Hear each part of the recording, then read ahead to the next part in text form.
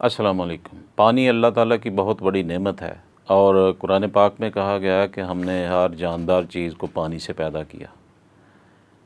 ظاہر ہے کہ انسانوں کے بارے میں یہ بھی کہا جاتا ہے کہ انسان کو مٹی سے پیدا کیا گیا، اور قرآن پاک میں کئی جگہ 2-3 قسم کی جو مٹی ہے اس کا ذکر کیا گیا کہ کہیں کھنکھناتی مٹی سے کہا گیا، کہیں گارے دار، کہیں لیس دار مٹی سے۔ تو اس سے یہ معلوم ہوا کہ کئی قسم کی جو مٹی ہے اس کو شامل کیا گیا، اور اس کے ساتھ پانی ضرور مکس کیا گیا، کیونکہ اللہ تعالیٰ کا یہ بھی فرمان ہے کہ ہر جاندار کو پانی سے پیدا کیا۔ تو انسانی جسم میں ویسے بھی سائنسدانوں کا آج کل جو ہے وہ اندازہ لگا چکے ہیں کہ 60% سے زیادہ تو اس میں پانی ہے۔ اس طرح دوسرے جاندار جو ہیں ان کا بھی تناسب یہی ہے۔ جو وہ ایسے جاندار جو پانی کے اندر رہتے ہیں ان میں اور بھی اس کا زیادہ تناسب ہوگا پانی کا۔ تو انسانی کی جسم کے مختلف حصوں میں پانی کی مختلف ریشو ہے۔ بہرحال کہنے کا مطلب یہ ہے کہ انسانی زندگی یا کوئی بھی زندگی جو ہے، جتنی بھی جاندار جنہیں ہم کہتے ہیں، جو 2 قسم میں ہے، جانور اور پودے، یہ 2 بڑی تقسیم ہے جانداروں کی، پودے اور یا کہہ لیں ہم نباتات اور حیوانات، 2 یہ کہہ لیں۔ تو یہ دونوں چیزیں جو ہیں، دونوں میں پانی ایک لازمی حصہ ہے، اس کے بغیر کوئی پھل پھول نہیں سکتے، بڑھ نہیں سکتے، ان کی آگے پیدائش نہیں ہو سکتی۔ تو پانی کو اللہ تعالیٰ نے اتنا آسان کر دیا اور اتنا زیادہ کر دیا کہ آسانی سے ہر ساری مخلوق کو مل سکے۔ تو شاید ہی کوئی جگہ ایسی ہو، کہیں ایسے کوئی چٹیل میدان یا کو پہاڑ، اس طرح کے ویران پہاڑ یا کوئی صحرا جہاں فاصلے پر پانی ملتا ہے، اور اگر وہاں بھی کوشش کی جائے تو میرا نہیں خیال کہ پانی نہ ملے۔ ان ریگستانوں میں بھی اگر پانی کی تلاش کی جائے تو پانی مل سکتا ہے۔ تو جہاں مکہ جیسے شہر میں جہاں پانی کا ملنا مشکل تھا، اس طرح کے چٹیل پہاڑ تھے، وہاں اللہ تعالیٰ نے آب زمزم پیدا کر دیا۔ تو دنیا میں ہر جگہ تقریباً پانی جو ہے وہ مل جاتا ہے۔ ٹھیک ہے، چند ایک جگہ اللہ نے آزمائش کے لیے رکھی ہوئی ہیں ہمارے، کہ اس میں پانی نہیں ہے، وہاں لوگ سفر کرتے ہوئے کئی مر بھی جایا کرتے تھے، جانور بھی مر جایا کرتے تھے۔ اب بھی کہیں بارش نہ ہو کئی دنوں تک اور مہینوں تک تو وہاں مسئلہ ایسا بن جاتا ہے۔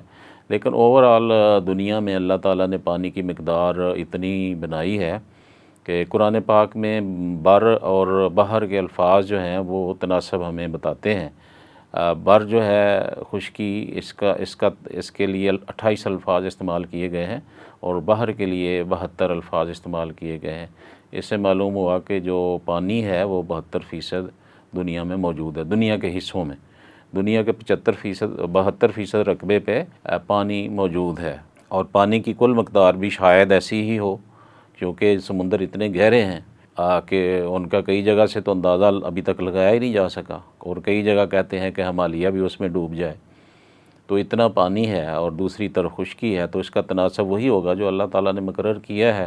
اور وہ کہیں 2 ٹوک تو نہیں لکھا، لیکن اس سے جو ہے سمجھدار لوگ، مفسرین، وہ اندازہ لگاتے ہیں کہ تقریباً اس طرح سے 28 اور 72 کی نسبت ہی ہے پانی اور خشکی میں۔ اب اس پانی میں کمی نہیں آتی، بالکل کمی نہیں آتی، تناسب اس کا اتنا ہی رہتا ہے، لیکن اس کی جگہ بدلتی رہتی ہے۔ تو جس طرح انسانوں کی آبادیاں، کبھی کئی شہر ایسے ہوا کرتے تھے، بابل، نینوا اور اس طرح شداد کے وہ جو شہر تھا، عاد کا، قوم عاد کے، اس طرح فرعون کے جو جگہ تھی، شہر تھا، اور وہ یہ کسی زمانے میں بڑے شہر آباد ہوا کرتے تھے، اور اب ان کا نام و نشان بھی تقریباً مٹ چکا ہے، نہ ہونے کے برابر ہے، کسی 1-2 کا ہوگا ورنہ نہیں ہے۔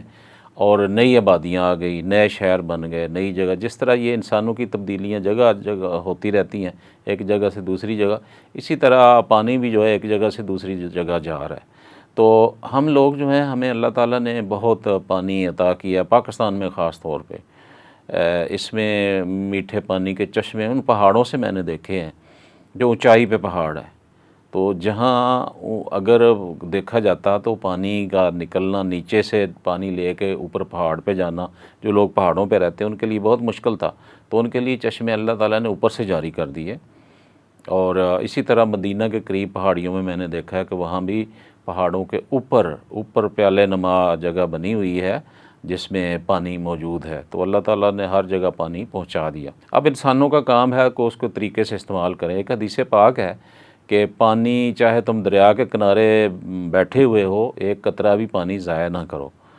تو دوسری طرف ہمیں وضو بھی کرنا پڑتا ہے، غسل بھی کرنا پڑتا ہے، استعمال میں کھانے پینے کے استعمال میں بھی آتا ہے، کپڑے بھی دھونے ہیں اور کئی اور استعمال اس طرح کے اس میں بھی کرنا ہے۔ تو اس میں صرف یہ ہے کہ اس میں خیال رکھا جائے، اسراف نہ کیا جائے، فضول خرچی نہ کی جائے، پانی کو ایسے نہ بہایا جائے۔ وہ حدیث سامنے اگر رکھی جائے کہ ایک قطرہ بھی ضائع نہ کرو اگر دریا کے کنارے بھی بیٹھے ہوں، تو پھر ہم اس کا خیال رکھیں گے۔ اب صورتحال یہ ہے کہ روز بروز پانی جو ہے وہ کم ہوتا چلا جا رہا ہے۔ یہ کون سا پانی؟ جو نیچے زمین سے ہے۔ سب سے آسان اور سب سے ہمیں صاف ستھرا پانی وہی ملتا ہے جو ہم زمین سے نکالتے ہیں، کیونکہ جو چشموں کا، دریاؤں کا بہہ کے آتا ہے پانی، وہ کافی خراب ہو جاتا ہے، اس میں کئی ایسی چیزیں شامل ہو جاتی ہیں کہ پینے کے لیے، اس کو پینے کے قابل بنانے کے لیے بڑی محنت اور پیسہ خرچ ہوتا ہے۔ تو سب سے بہتر وہ ہے جو زمین سے نکلے، کیونکہ زمین سے نکلنے کے ساتھ ہی وہ نکلتا ہی صاف ہے، اوپر آتے ہی صاف پانی ہے۔ وہ اندر فلٹر لگائے ہوتے ہیں، جو بھی کسی زمانے میں کنویں ہوتے تھے، کنویں سے کھود کے وہ پانی نکالا جاتا تھا اور وہ صاف ہوتا تھا۔ اب وہ کنویں والا بات تو نہیں رہی، اب تو ٹیوب ویل اور موٹریں لگ گئی ایسی جو زمین سے پانی کھینچ لیتی ہیں۔ تو ہمارے ہاں پانی کا استعمال اتنا بے تکا اور اتنا زیادہ ہے کہ دن بدن اس کی مقدار کم ہو رہی ہے۔ کہاں ہے پانی؟ زمین کے نیچے ہے۔ اللہ نے چشمے اس طرح سے جاری کیے ہوئے ہیں، دریا جاری کیے ہوئے ہیں، جیسے اوپر ہیں ایسے ہی نیچے ہیں، تو ان میں سے پانی ہمیں ملتا ہے۔ تو ہم یہ دیکھتے نہیں ہیں کہ یہ بھی ایک خزانہ ہے، اور جو خزانہ ہے وہ خرچنے سے ختم ہو جاتا ہے۔ تو اگر پانی کو اسی طرح سے استعمال ہم کرتے رہے، حالانکہ ہمارے سامنے مثالیں موجود ہیں، جو بڑے شہر ہیں، دیہاتوں میں تو میں نے خود دیکھا ہے کہ 10 فٹ پہ نیچے پانی نکل آتا تھا۔ 10 فٹ نیچے بور اگر کریں تو نیچے نلکا لگ جاتا تھا، یہاں تک میں نے دیکھا ہوا ہے۔ تو اب شاید وہ سوائے دریاؤں کے کنارے کسی جگہ پہ 10 فٹ پہ پانی نہ نکلے۔ تو بڑے شہروں میں اب تو 300 400 فٹ پہ نیچے جا کے پانی ہے، اور اگر اچھا پانی چاہتے ہیں تو وہ 1000 فٹ تک چلا گیا، 1100 فٹ تک بور ہوتے ہیں۔ تو وہ ہر سال پانی جو ہے وہ نیچے اس کی سطح جا رہی ہے، اور ایک اندازہ ہے کہ 3 فٹ یا 1 میٹر جو ہے بڑے شہروں میں پانی ہر سال نیچے چلا جاتا ہے، اور نیچے جانے کا مطلب ہے کہ اس کو نکالنا بڑا مشکل ہو جاتا ہے، اور ایک دن ایسا بھی آئے گا کہ ہم لوگ پوری کوشش کے باوجود شاید وہاں سے نہ نکال سکیں۔ تو کئی ایسے شہر، کئی ایسے علاقے ہیں جہاں پانی صاف نہیں ہوتا، گندا ہوتا ہے، یا وہ پینے کے قابل نہیں ہوتا۔ ان کی تکلیف کا اگر جائزہ لیا جائے، ان سے پتہ کیا جائے تو وہ کیسے کہاں سے لاتے ہیں۔ تو یہ بہاولپور کے علاقے میں بڑا مسئلہ تھا پانی کا، تو لوگوں کو نہروں کا پانی پینا پڑتا تھا، اور نہروں کا پانی سپلائی کیا جاتا گھروں میں، اور گھر والے جو ہیں اس کو صاف کر کے پیتے تھے۔ اور بھی کئی علاقے ایسے ہیں، جیسے فیصل آباد کے کچھ علاقے، ٹوبہ ٹیک سنگھ کے علاقے، کئی علاقے ایسے ہیں جہاں پانی کا بڑا مسئلہ ہے، ان لوگوں کے لیے بڑا ہے۔ اس سے بھی ہمیں کچھ نصیحت مل جانی چاہیے۔ لیکن ہم لوگ جہاں صاف پانی اور بہترین پانی زمین سے نکلتا ہے، اس کا ایسا اس کی تباہی کر رہے ہیں کہ ایک اندازے کے مطابق شاید کوئی 10 سال اور بعد ہمیں ان پاکستان کے بڑے شہروں میں پانی نہ ملے۔